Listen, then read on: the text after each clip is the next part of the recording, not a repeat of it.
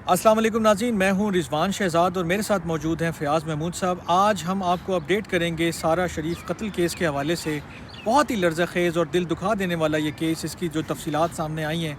लेकिन मैं चाहता हूं कि फ़याज़ साहब एक ओवरव्यू भी दें और हमें ये भी बताएं आखिर में चल के, आगे चल के, कि इस केस में अब क्या हुआ है और सज़ाएँ किस किस्म की जो हैं वो इन लोगों को दी जा सकती हैं। तो फ़याज़ साहब ज़रा बताइएगा इस केस में क्या हुआ है आज तक, शुरू से लेकर अब तक जो है वो थोड़ा सा ओवरव्यू दीजिएगा। रिजवान साहब 10 अगस्त 2023 की ये बात है जब इस्लामाबाद से एक फ़ोन कॉल जाती है बरतानवी पुलिस को। अच्छा। और एक शख्स रो कर बता रहा होता है कि उसके घर पर आप फौरी तौर पे चले जाएं, मेरे घर का एड्रेस लिखें और जब आप वहाँ पर जाएंगे ऊपर वाले फ्लोर पर तो आपको मालूम होगा कि वहाँ पर एक मेरी बेटी है। मैं उसको मारना नहीं चाहता था लेकिन वो मर चुकी है और आप मेरी बात का यकीन कीजिए, जब तक आप उसको मुस्लिम तरीके से फ्यूनरल कर चुके होंगे या फिर उसका पोस्टमार्टम कर चुके होंगे तो मैं बरतानिया वापस आ जाऊंगा।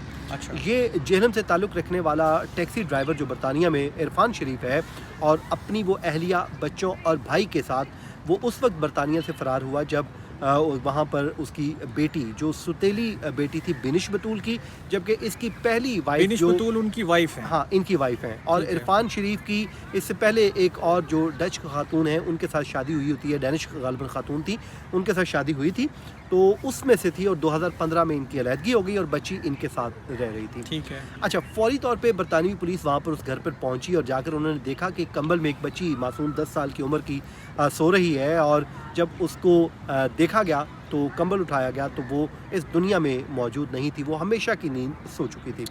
वहाँ पर एक नोट भी मिलता है और उस नोट पे पूरी जो कहानी लिखी गई है कि मैं मारना नहीं चाहता था बल्कि मैं इसको डिसिप्लिन सिखाना चाहता था, तो मैं वापस आ जाऊंगा। और वहाँ पे भी उसने रिक्वेस्ट की, क्योंकि ये मुसलमान की बच्ची है तो मेरी रिक्वेस्ट है कि इसका आप फ्यूनरल जो है वो मजहबी तरीके से, इस्लामिक तरीके से किया जाए।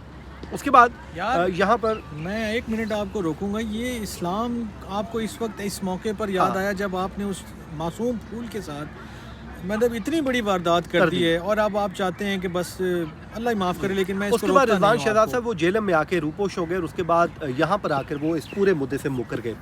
खैर, बरतानवी पुलिस ने पाकिस्तान के साथ रब्ता किया और यहाँ से उनको इतना मजबूर कर दिया गया कि वो वापस जाने पर मजबूर हो गए। और जब वो खुद से नहीं हुआ, उनका कॉन्शियस नहीं हुआ कि यार मेरे ज़हन में कोई चीज़ आई है, वो मजबूरन यहाँ से, हाँ, क्योंकि यहाँ पे पाकिस्तान पुलिस छापे मार रही थी, फिर उन्होंने वीडियो पैगाम भी एक जारी किया, फिर रावलपिंडी लाहौर हाई कोर्ट में मामला भी आया था उस वक्त। तो उसके बाद जब वो वापस गए तो उनको गिरफ्तार कर लिया गया और वो इस केस में सिरे से ही मुकर गए। उन्होंने कहा जी हमने ऐसा कुछ नहीं किया।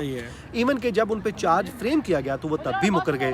लेकिन उस वक्त इस केस में ड्रामाई मोड़ आया और वो ड्रामाई मोड़ उस वक्त आया जब वो ऑडियो कॉल जो है उनके सामने रखी गई तो वो खुद सकते में आ गया कि ये वो कॉल थी जिसमें वो तमाम एतराफ़ जुर्म करता हुआ पुलिस को रो रो कर अपनी बात बता रहा था और उसके बावजूद उसने तस्लीम नहीं किया। फिर अगली हेयरिंग पे उसने जो है वो अपनी वाइफ के ऊपर मामला डाल दिया और वाइफ को उसने एक वक्त में डाइन भी कहा, उसको नफ्सियाती मरीज़ा भी कहा। तकलीफ दे पहलू इसमें मुझे एक सवाल का अगर आप आंसर करते हुए आगे चले जाएं कि अपने बच्चे के साथ कोई इतना जुल्म कैसे कर सकता है, क्यों कर सकता है, क्या वजह रहती है? ये वही सवाल है, मैं आगे चल के आपको इसका आंसर कर देता हूँ। और जब उसने उसको डाइन और कहा तो आगे से भी खातून की आवाज़ आई कि झूठा। ठीक है। और उसके बाद वहाँ पर जो ज्यूरी थी कि जब इसने जो है वहाँ पर उसके ऊपर डाल दिया, उसने कहा जी सारी जो विलन है ये खातून है, इसकी वजह से हुआ है। क्योंकि लेकिन बरतानवी पुलिस ने उस खातून के 2020 के मैसेजेस निकाले और निकालने के बाद वो जो है वो सामने रखे तो मालूम ये हुआ कि ये खातून अपनी बहन को बताती थी कि ये उसको, बच्ची को मारता पीटता है। और जब चीज़ें सामने आई तो उसमें 2-3 चीज़ें सामने आई, बैट से और उसके बाद जो है रॉड से और स्त्री के जलाने से और इंसानी दांतों के निशानात भी मिले थे और उसकी हड्डियाँ जो हैं वो टूटी हुई थी। अब इरफान शरीफ और उसके जो भाई हैं उनका तो वो दांतों को मुआयना किया गया तो वो निशान उनके नहीं थे, लेकिन बिनिश बतूल ने अपने दांतों का नमूना देने से इनकार कर दिया था, तो जिस पे कभी इम्कान है कि शायद वो उसी खातून के ही थे। फिर उस बच्ची की जो 2 दिन पहले की वीडियो थी ज़िंदगी ख़त्म होने से, वो जो गिटार बजा रही है और वो रक्स कर रही है और उसको शौक़ था रक्स करने का।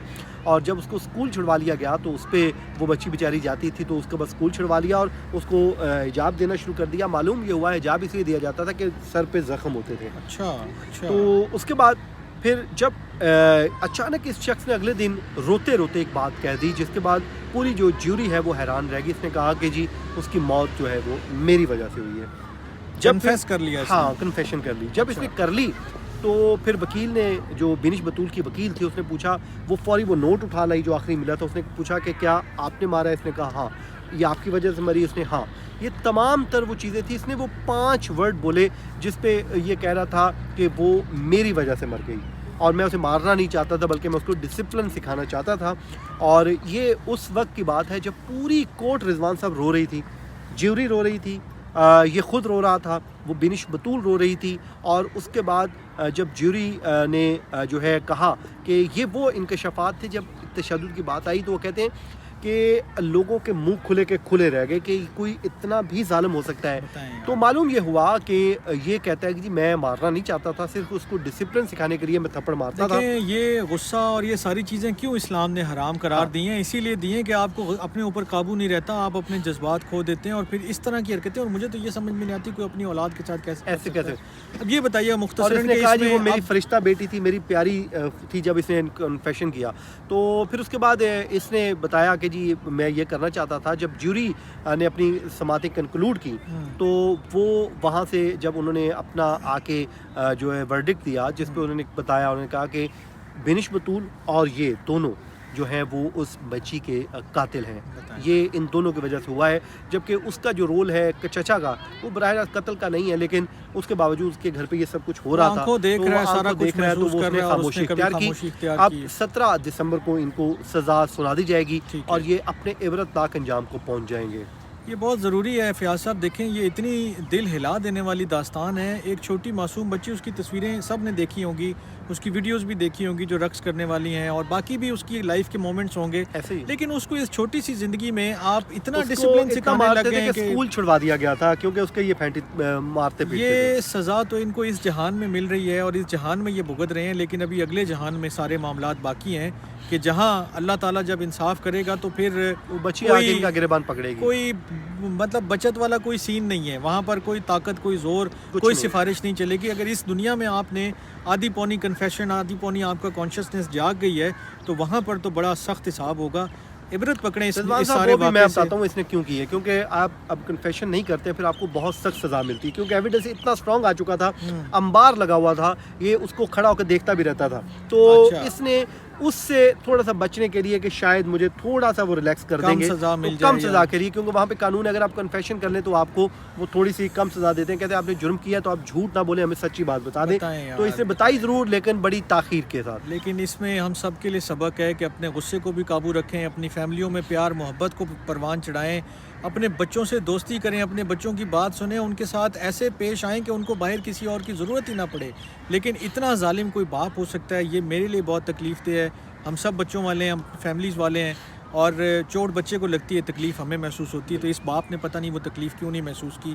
بہرحال ان کا یہ انجام میں کہتا ہوں کہ اس سے بھی زیادہ سخت ہونا چاہیے, اور پھر اگلے جہان میں تو جو حساب ہوگا وہ ساری جو ہے نا وہ دنیا دیکھے گی. فیاض صاحب آپ کا بہت شکریہ, آپ نے اس کیس کے حوالے سے ہمیں اپڈیٹ کیا. سامعین آپ بھی اپنا بہت خیال رکھیے گا. ملتے ہیں اسی طرح کی اور اپڈیٹ کے ساتھ. اللہ نگہبان.